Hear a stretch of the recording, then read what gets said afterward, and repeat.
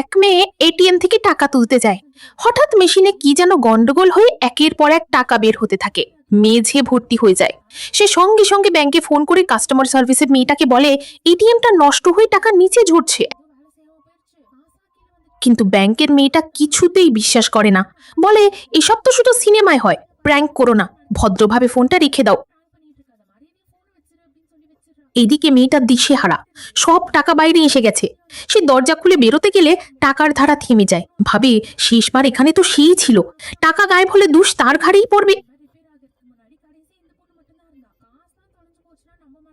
ফেলে গেলেও কেউ নিয়ে যাবে, শেষে দায় তারই হবে। তাই তড়ি ঘড়ি দুটো সুটকেস এনে সব টাকা ভরে একই ব্যাংকে যায়।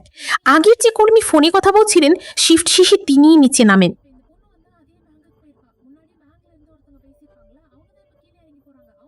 সে বলে এটিএম নষ্ট হয়েছে বলেই আমি ফোন করেছিলাম। কিন্তু কর্মীটা রেগে যায়, তুমিই তো বারবার ফোন করে বিরক্ত করছিলে, এখন আবার এসেছো, চুপচাপ চলে যাও বলে তাকে ধমক দেয়। সুটকেসে পুরো এটিএম থেকে আনা টাকা ভরা। মেয়েটা খুলতে যেতেই ব্যাংকের স্টাফরা সিকিউরিটিকে ডাকে, বলে ওকে সম্মানের সঙ্গে বাইরে বের করে দাও। তাই তাকে তুলে বাইরে ফেলে দেওয়া হয় সুটকেস সহ। তখন মেয়েটার মাথায় একটা বুদ্ধি আসে, ওরাই যখন নিতে চাইছে না, আমরা কেন রেখে দেব। সে বলে ঠিক আছে, তাহলে লিগালি টাকা আমাদের নামে করে দিই।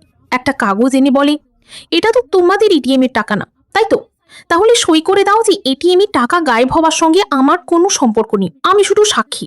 ব্যাংকের কর্মীরাও তাতে সই করে দেয়। তারপর মেয়েটা টাকা নিয়ে চলে যায়। ওদিকে ব্যাংকের কর্মীরা গাড়িতে যেতে যেতে রেডিওতে শুনে এটিএম এ গড়বড় হয়ে ভেতরে সব টাকা উঠাও। কিন্তু এখন আইনগতভাবে মেয়েটার কিছুই করার উপায় নেই, কারণ কর্মীরাই দায় নিয়ে সই করেছে। শেষ পর্যন্ত সব দোষ গিয়ে পড়ে সেই ব্যাংক কর্মীদের উপরই।